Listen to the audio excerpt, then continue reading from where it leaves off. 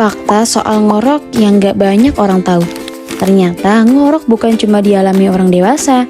Si kecil yang usianya balita pun bisa ngorok saat tidur.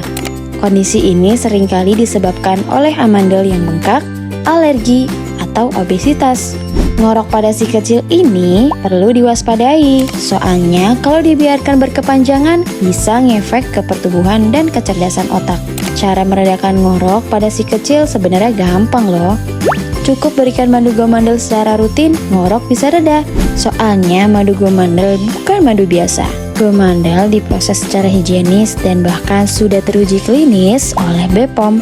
Jadi keamanannya terjamin dan manfaatnya juga cocok untuk si kecil. Untuk pembelian madu gomandel bisa langsung di sini.